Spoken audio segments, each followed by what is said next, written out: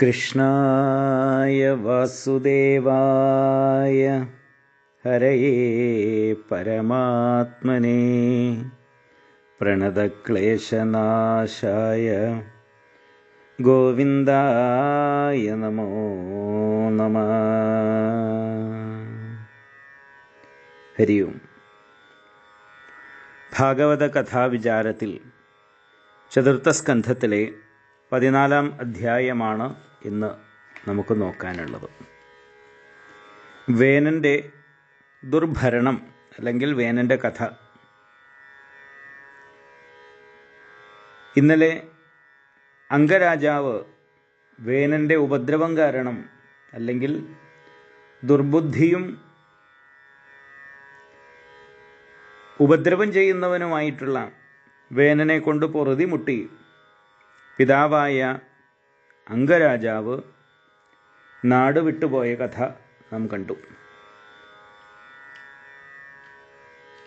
രക്ഷിക്കാൻ രാജാവില്ല എങ്കിൽ ജനങ്ങൾ ധർമാധർമ്മ ചിന്തയില്ലാതെ മൃഗപ്രായരായിത്തീരും.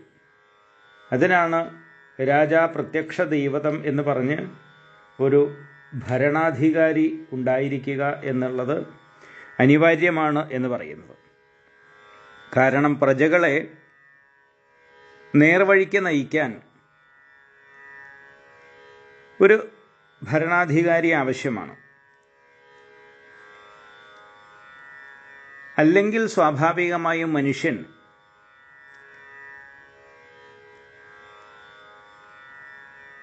യഥേഷ്ട ആചരണം എന്നതായ ഒരു സമ്പ്രദായത്തിലേക്ക് വഴുതി വീഴും. 84 ലക്ഷം ജീവയോനികൾ ഉള്ളതിൽ ഏറ്റവും ശക്തനായിട്ടുള്ള ഒരു ജീവി മനുഷ്യനാണ്. ഏറ്റവും ശക്തി എന്ന് പറയാൻ കാരണം മറ്റു ജീവികളെ അപേക്ഷിച്ച് സ്വതന്ത്രമായി ചിന്തിക്കാനുള്ള കഴിവ് മനുഷ്യനുള്ളതുകൊണ്ട്. മനുഷ്യനേക്കാളും ശക്തിയുള്ളതായിട്ടുള്ള മൃഗങ്ങളും മറ്റൊക്കെ ഉണ്ടെങ്കിൽ കൂടി മറ്റു ജീവികളൊക്കെ അധീനത്തിലാക്കാൻ കഴിവ് മനുഷ്യനുണ്ട്, ചിന്താശേഷി ഉള്ളതുകൊണ്ട്. എന്നാൽ ആ മനുഷ്യന് ഒരു നിയന്ത്രണം വയ്ക്കാൻ സാധിച്ചില്ല എങ്കിൽ മനുഷ്യൻ്റെ സമൂഹ ജീവിതം താറുമാറായിത്തീരും. അപ്പം അതുകൊണ്ടാണ് ഒരു ഭരണാധികാരി എപ്പോഴും ധാർമ്മികമായ കാര്യങ്ങളിലേക്ക് പ്രജകളെ വഴിതിരിച്ചു വിടുന്ന ആളുകളായിരിക്കണം. അതിനുവേണ്ടിയാണ് ശിക്ഷാരക്ഷാ നടപടികളൊക്കെ ഉള്ളത്. അപ്പം അതുകൊണ്ട് ഇവരെ പരിപാലിക്കാൻ ഒരു ഭരണാധികാരി അനിവാര്യമാണ് എന്ന് ഭൃഗു തുടങ്ങിയതായ മഹർഷിമാരൊക്കെ ചിന്തിച്ചു. അങ്ങനെ അവർ വേനൻ്റെ അമ്മയുടെ അനുവാദത്തോടുകൂടി അദ്ദേഹത്തെ രാജാവായി അഭിഷേകം ചെയ്തു. കാരണം വേറൊരു രാജാവില്ലല്ലോ. അതുകൊണ്ട് വേനൻ്റെ മാതാവായിട്ടുള്ള സുനീധയെ വിളിച്ച് മന്ത്രിമാർക്കൊന്നും സമ്മതനല്ല എങ്കിലും അരാജകത്വം കൂടാതെ കഴിച്ചുകൂട്ടാൻ വേണ്ടിയിട്ടാണ് വേനനെ രാജാവാക്കി വാഴിച്ചത്. കാരണം മറ്റു വഴിയില്ല. രാജകുമാരനായിട്ടുള്ള അല്ലെങ്കിൽ രാജാവിൻ്റെ മകനായിട്ടുള്ള അദ്ദേഹം ഇരിക്കുമ്പോൾ അദ്ദേഹത്തെ രാജാവാക്കുക എന്നുള്ള നിയമം പാലിക്കണമല്ലോ. അതിനുവേണ്ടി അങ്ങനെ ചെയ്തു. ഈ അത്യുഗ്രശാസനനായിട്ടുള്ള വേനൻ രാജാവായി എന്ന് കേട്ട സമയത്ത് സർപ്പത്തെ ഭയപ്പെട്ടതായിട്ടുള്ള എലികളെ പോലെ കള്ളന്മാരെല്ലാവരും ഭയപ്പെട്ട് ഓടിപ്പോയി പല ഒളിസങ്കേതത്തിലും ഒളിച്ചു. കാരണം അത്രയും ക്രൂരനാണ്. എന്ത് ശിക്ഷയാ ചെയ്യുക എന്നറിയില്ല. നോക്കിയാൽ കണ്ണുകുത്തും, കട്ടാൽ കൈവെട്ടും എന്ന തരത്തിലുള്ള ശിക്ഷ. ആ രീതിയിലുള്ള ശിക്ഷാ നടപടികൾ ഉണ്ടായതുകൊണ്ട് കള്ളന്മാരെല്ലാവരും ഭയപ്പെട്ട് പലായനം ചെയ്തു അവിടുന്ന്. അപ്പം ശിക്ഷാ നടപടികൾ ശക്തമാണെങ്കിൽ കള്ളന്മാരും ഉപദ്രവികളുമൊക്കെ മര്യാദക്കാരായി മാറും. എന്നാൽ സ്വതവേ തന്നെ അത്യന്തം അഹങ്കാരിയായിട്ടുള്ള വേനൻ ഈ അഷ്ടദിക്പാലകന്മാരുടെ ഐശ്വര്യത്തോടുകൂടി രാജാവായി തീർന്നപ്പോൾ കൂടുതൽ ഗർവിഷ്ഠനായി. മഹാത്മാക്കളെ പോലും അപമാനിക്കാൻ തുടങ്ങി അദ്ദേഹം. മഹാപുരുഷന്മാരെയൊക്കെ അപമാനിക്കാൻ തുടങ്ങി. അയാളിങ്ങനെ മതാന്ധനായിട്ട് തോട്ടിയില്ലാത്ത ആനയെപ്പോലെ നിയന്ത്രണമില്ലാതെ തേരിൽ കയറി ഭൂമിയെയും ആകാശത്തെയും ഒക്കെ വിറപ്പിച്ചുകൊണ്ട് ചുറ്റി നടക്കുകയാണ്. മതയാനെപ്പോലെ സഞ്ചരിച്ചുകൊണ്ട് നടന്നു. മാത്രമല്ല, അദ്ദേഹം പെരുമ്പറയടിച്ച് ഒരു നിയമം അവിടെ എല്ലാവരെയും അറിയിച്ചു. ഇന്നു മുതൽ ഹേ ബ്രാഹ്മണരെ, നിങ്ങളാരും യാഗം ചെയ്യാൻ പാടില്ല, ദാനം ചെയ്യാൻ പാടില്ല, ഹോമം ചെയ്യാൻ പാടില്ല എന്ന് പെരുമ്പറ മുഴക്കിയിട്ട് പുതിയ നിയമം വേനൻ അവിടെ രാജ്യത്ത് നടപ്പിലാക്കി. ദുസ്വഭാവിയായിട്ടുള്ള ഈ വേനൻ്റെ പ്രവൃത്തികളെപ്പറ്റി മഹർഷിമാർ കൂടിച്ചേർന്ന് പരസ്പരം ആലോചിച്ചു. തീക്കൊള്ളിയുടെ രണ്ടറ്റവും കത്തിയാൽ എന്നതുപോലെ ലോകത്തിന് രണ്ട് ഭാഗത്തുനിന്നും ദുഃഖമാണല്ലോ വന്നിരിക്കുന്നത് എന്നവർ ആലോചിച്ചു. ഒരു ഭാഗത്ത് ധർമ്മത്തെ നിഷേധിക്കുന്നതായിട്ടുള്ള രാജാവ്, മറുവശത്ത് കൊള്ളയടിക്കാൻ ലാക്ക് നോക്കുന്നതായിട്ടുള്ള കള്ളന്മാർ. ഇവരുടെ ഇടയിൽപ്പെട്ട ജനങ്ങൾ വല്ലാതെ വലയും. രാജാവ് ഇല്ലാതെ വന്നാലത്തെ ദോഷം വിചാരിച്ചിട്ടാണ് നമ്മളെല്ലാവരും കൂടി അർഹതയില്ലാത്തവനാണെങ്കിലും ഈ വേനനെ രാജാവാക്കി വാഴിച്ചത്. എന്നാൽ അതിപ്പോൾ കൂടുതൽ ഉപദ്രവകരമായി തീരുകയാണ് ഉണ്ടായത്. പാമ്പിന് പാല് കൊടുത്ത് പോറ്റുന്നത് പോലെയുള്ള അനർത്ഥമാണ് ഉണ്ടായത്. കാരണം വേനൻ്റെ സ്വഭാവം അതുപോലെ തന്നെയാണ്. അപ്പോൾ നമ്മുടെ അനുഭവം വന്നു ചേർന്നത് വലിയ കഷ്ടത്തിലായിരിക്കുകയാണ്. വേനൻ സ്വതവേ തന്നെ ദുഷ്ടനാണ്. എന്നാൽ അയാൾ രാജാവും കൂടിയായി തീർന്നതോട് കൂടിയിട്ട് കൂടുതൽ ദുഷ്ടനായി ധർമ്മത്തെ നിഷേധിച്ച് പ്രജകളെ നശിപ്പിക്കുകയാണ് ഇപ്പോൾ ചെയ്യുന്നത്.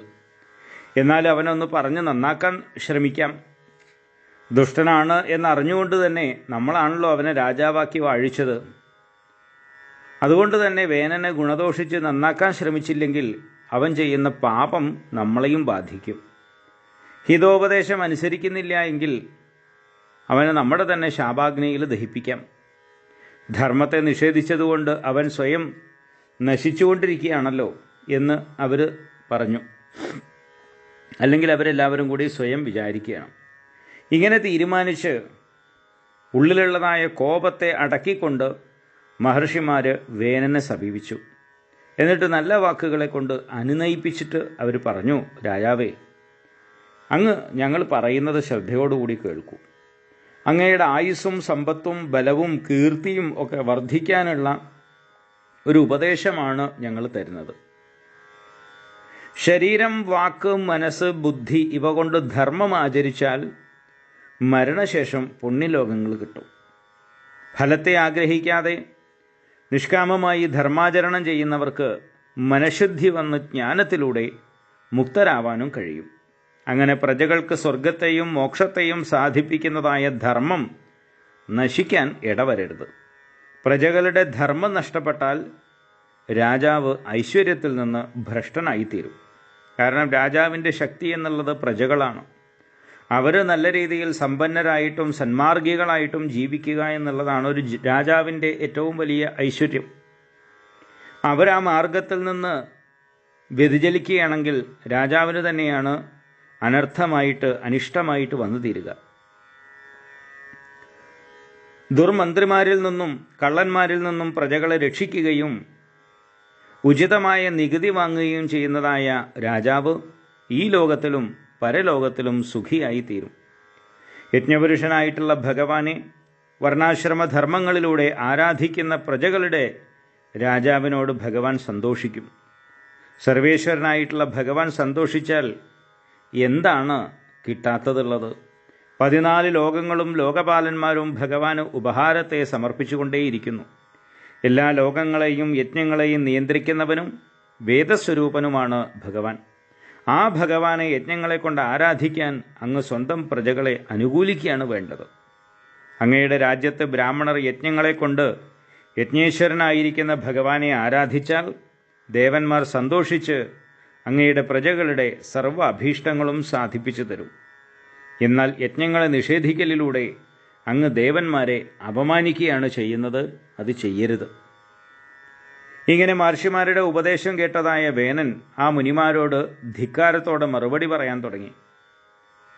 അധർമ്മത്തെ ധർമ്മമായി കാണുന്ന നിങ്ങൾ ഇത്ര വിവരമില്ലാത്തവരായി തീർന്നുവല്ലോ. ചെലവിന് തന്ന് രക്ഷിക്കുന്ന ഭർത്താവിനെ വഞ്ചിച്ച് ജാരന്മാരെ സ്വീകരിക്കുന്ന സ്ത്രീകളെപ്പോലെ നീചന്മാരാണ് നിങ്ങൾ.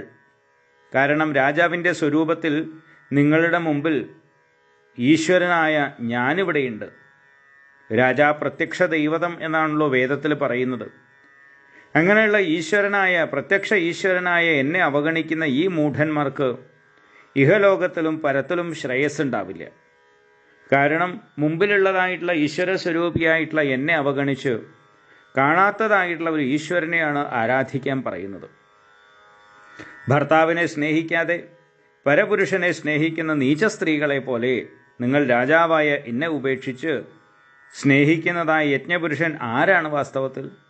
വിഷ്ണു, ബ്രഹ്മാവ്, ശിവൻ, ഇന്ദ്രൻ, വായു, യമൻ, സൂര്യൻ, പർജന്യൻ, കുബേരൻ, ചന്ദ്രൻ, ഭൂമി, വരുണൻ എന്നിവരും അതുപോലെ തന്നെ നിഗ്രഹാനുഗ്രഹ ശക്തികളുള്ള മറ്റു ദേവന്മാരും എല്ലാവരും രാജാവിൻ്റെ ശരീരത്തിലുണ്ട്. സർവദേവതാ സ്വരൂപിയാണ് രാജാവ്. വേദത്തിൽ പറയുന്നുണ്ടല്ലോ രാജാ പ്രത്യക്ഷ ദൈവതം എന്നുള്ളത്. അതിനാൽ ഹേ ബ്രാഹ്മണരെ, നിങ്ങൾ മത്സരം ഉപേക്ഷിച്ച് യജ്ഞങ്ങളെ കൊണ്ട് എന്നെ ആരാധിക്കൂ. എനിക്ക് രാജഭോഗത്തെയും സമർപ്പിക്കൂ. എന്നേക്കാൾ യോഗ്യനും ആരാധ്യനുമായിട്ട് വേറെ ആരാണുള്ളത് എന്നിങ്ങനെ ചോദിക്കുകയാണ്. ഇങ്ങനെ വിപരീത ബുദ്ധിയോടുകൂടിയവനും പാപിയുമായിട്ടുള്ള വേനൻ മഹർഷിമാരൊക്കെ നല്ല വാക്കുകൾ പറഞ്ഞ് അനുനയിപ്പിച്ചിട്ടും അവരുടെ അപേക്ഷയെ, അതായത് പ്രജകളെ ധർമാചരണത്തിൽ നിന്ന് വിലക്കരുത് എന്ന യാചനയെ സ്വീകരിച്ചില്ല. എല്ലാം അറിയാമെന്ന ഗർവോടുകൂടിയതായ വേനൻ മഹർഷിമാരെ അപമാനിച്ചു. ലോകഹിതത്തിന് വേണ്ടി തങ്ങൾ ചെയ്ത അപേക്ഷയെ വേനൻ നിരാകരിച്ചപ്പോൾ ഋഷിമാർക്ക് കലശലായിട്ടുള്ള കോപം വന്നു. പാപിയും പരമദുഷ്ടനുമായിട്ടുള്ള ഇവനെ വേഗം കൊല്ലുകയാണ് നല്ലത്. കാരണം ഇവൻ ജീവനോടെ ഇരുന്നാൽ ജനങ്ങളെ അധർമ്മികളാക്കി തീർത്ത് ലോകത്തെ മുഴുവൻ നശിപ്പിക്കും.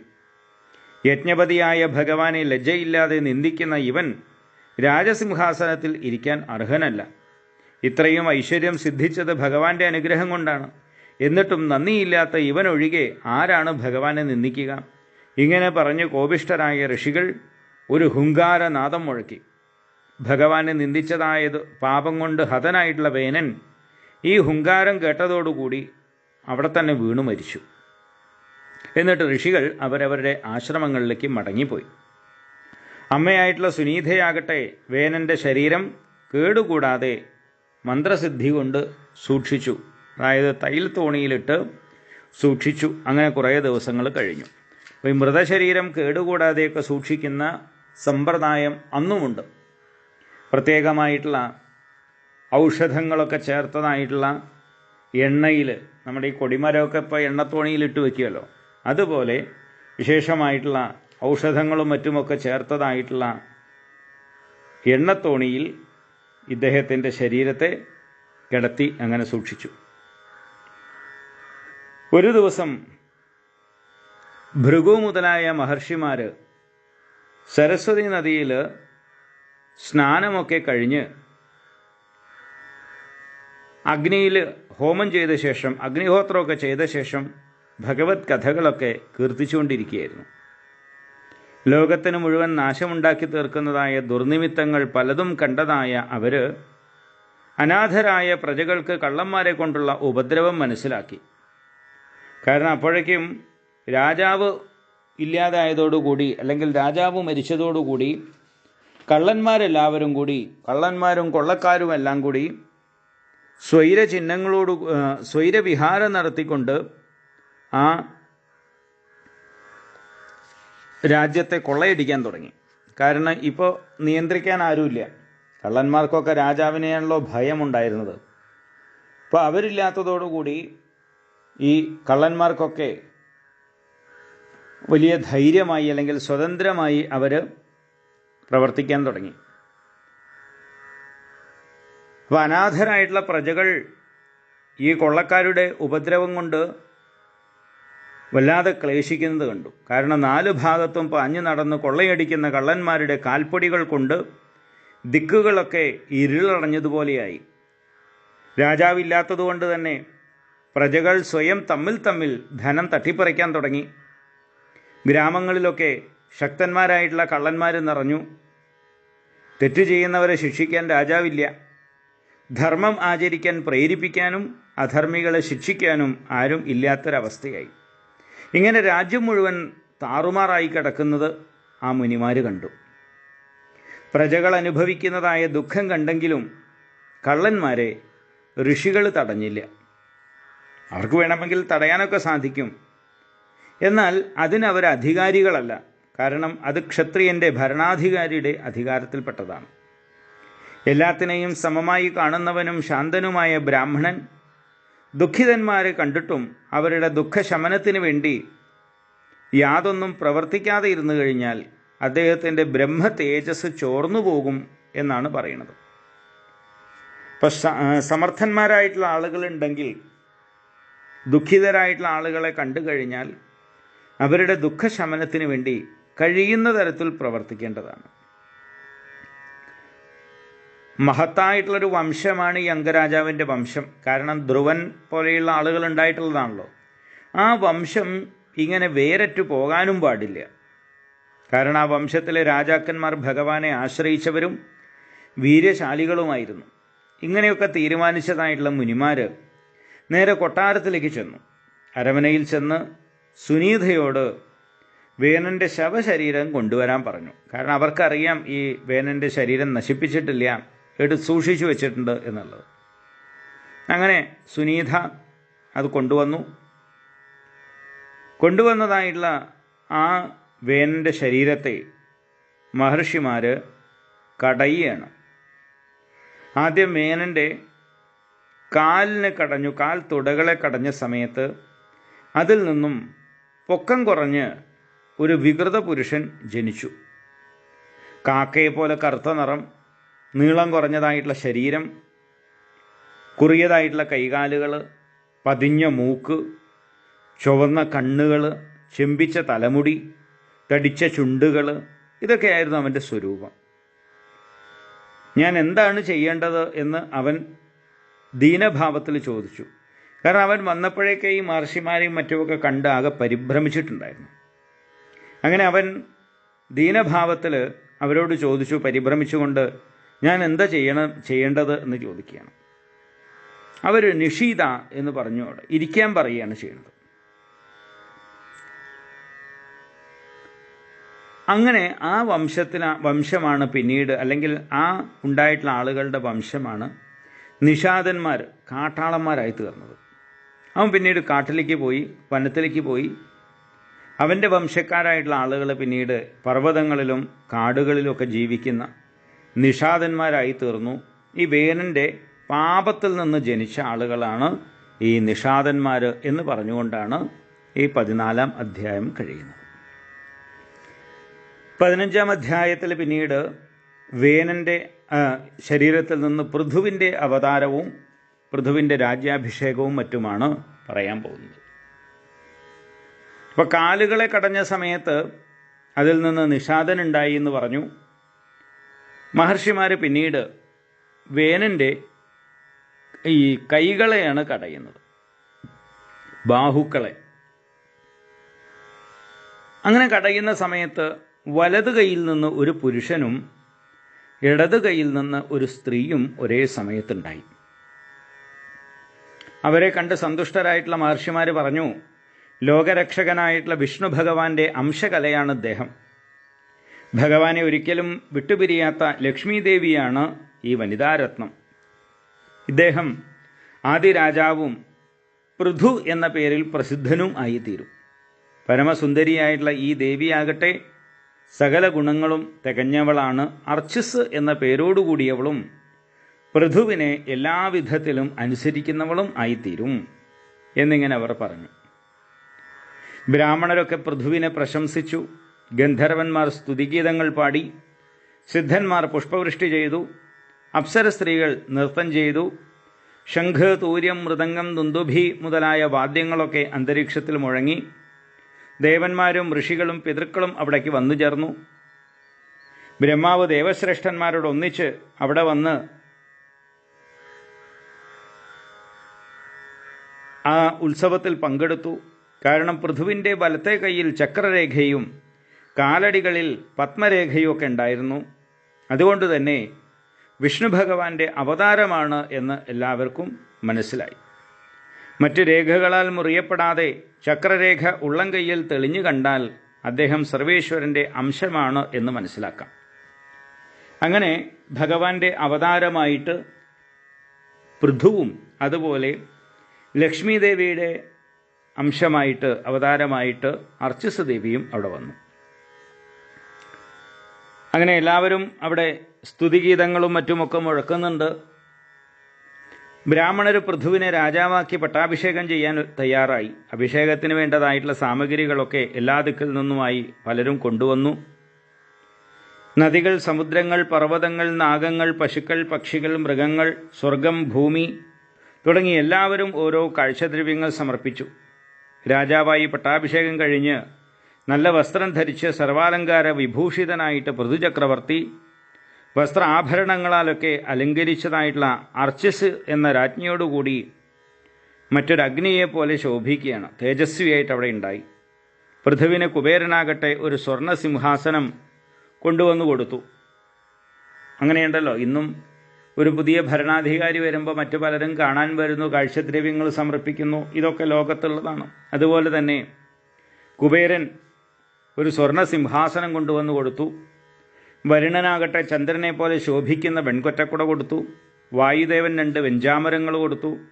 ധർമ്മദേവൻ കീർത്തിയുടെ ചിഹ്നമായിട്ടുള്ളൊരു പൂമാലയും, ഇന്ദ്രൻ ഉത്കൃഷ്ടമായിട്ടുള്ള കിരീടം, യമൻ ദുഷ്ടന്മാരെ ശാസിക്കാൻ പറ്റിയൊരു ദണ്ഡ്, ബ്രഹ്മാവ് വേദസ്വരൂപമായിട്ടുള്ള കവചം, സരസ്വതീ ദേവി ഉത്തമമായിട്ടുള്ളൊരു മുത്തുമാല, ഇവയൊക്കെ കൊടുക്കുകയാണ്.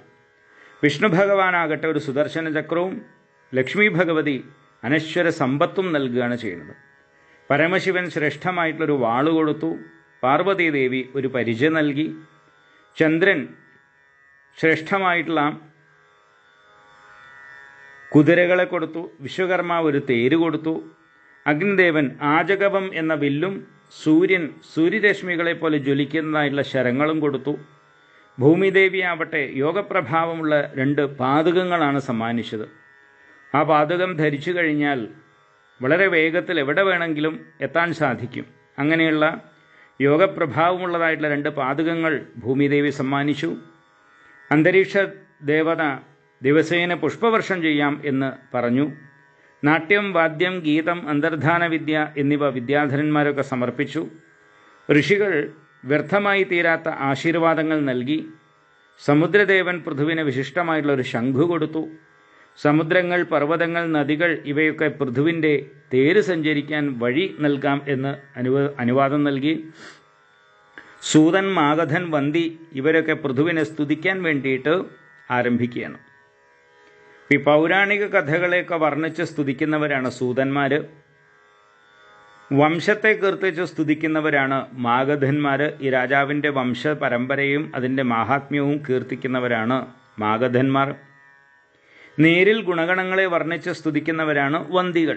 ഇങ്ങനെയാണ് അതിൻ്റെ വ്യത്യാസം പറയുന്നത്.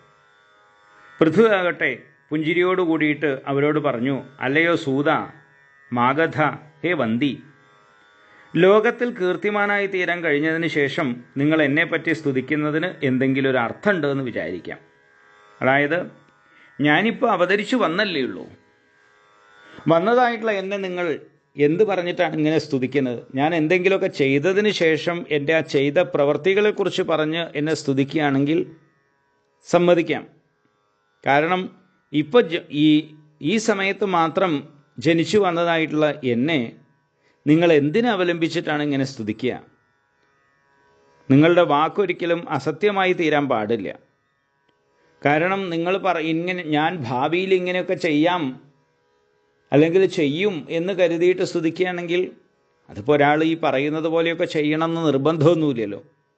അപ്പം അതുകൊണ്ട് ഒരു വ്യക്തിയെ ഇങ്ങനെ സ്തുതിക്കുന്നത് അത്ര നല്ലതല്ല.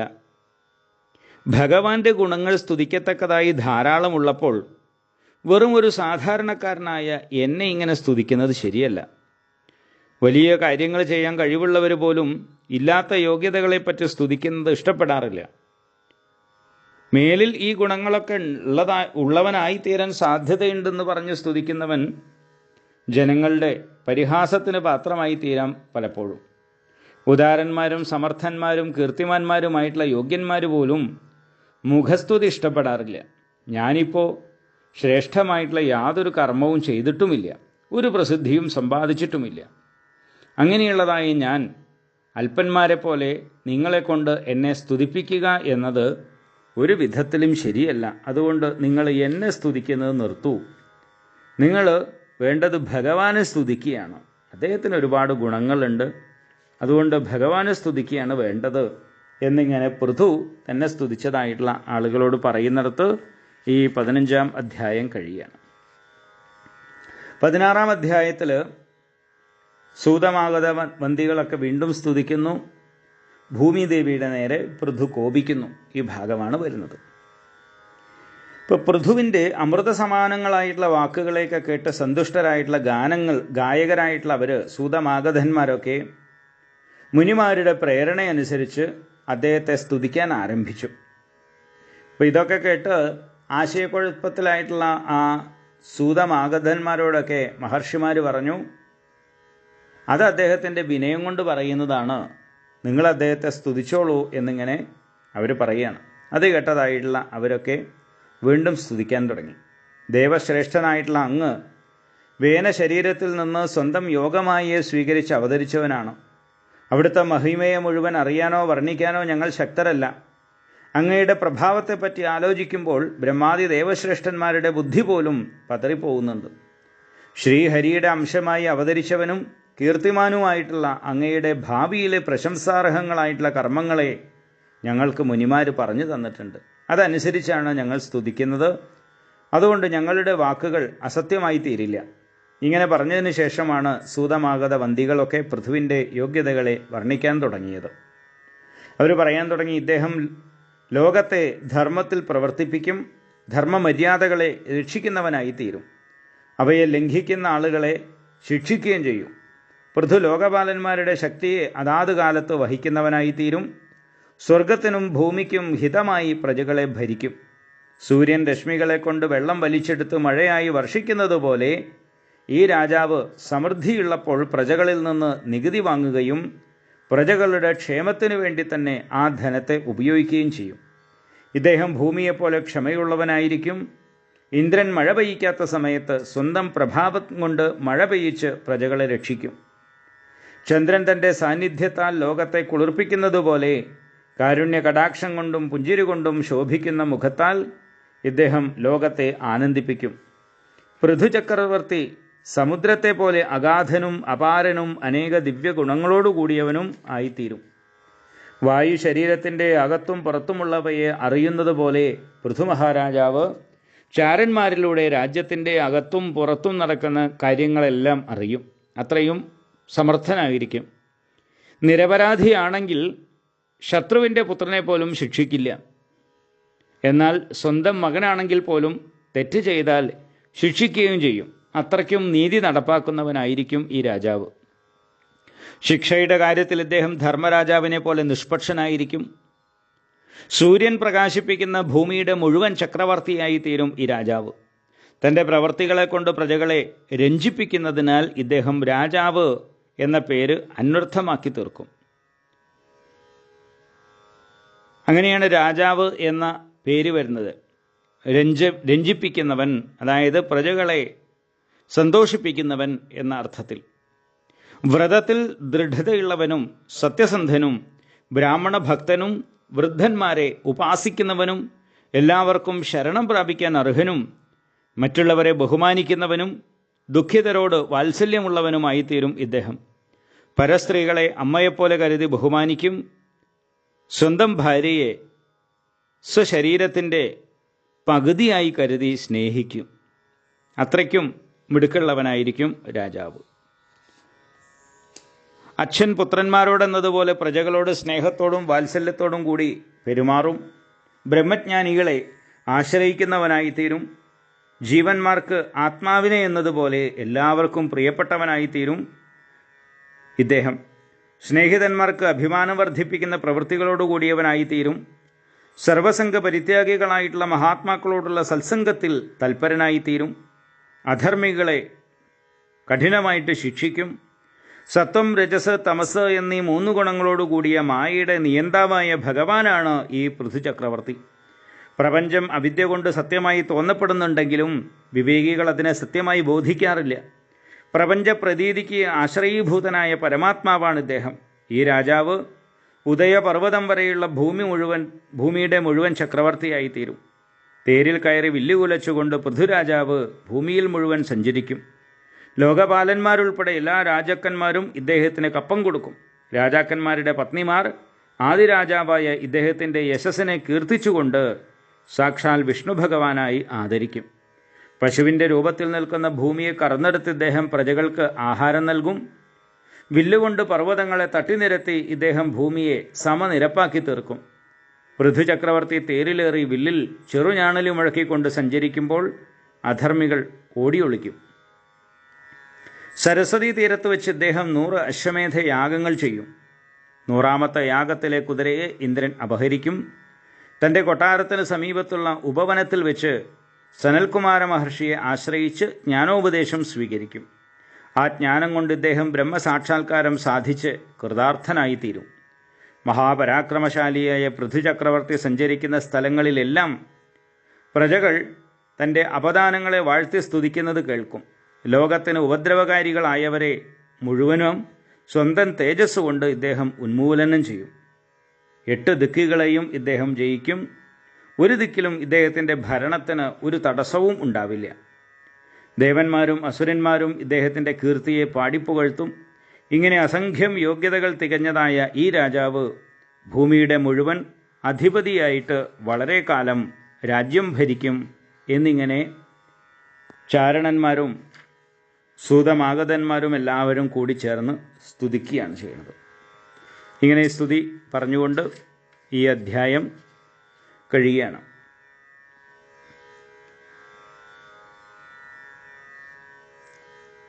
അപ്പോഴാണ് വീണ്ടും ഒരു ചോദ്യം ചോദിക്കുന്നത്, എന്തിനാണ് ഭൂമി പശുവിൻ്റെ രൂപം സ്വീകരിച്ചത്?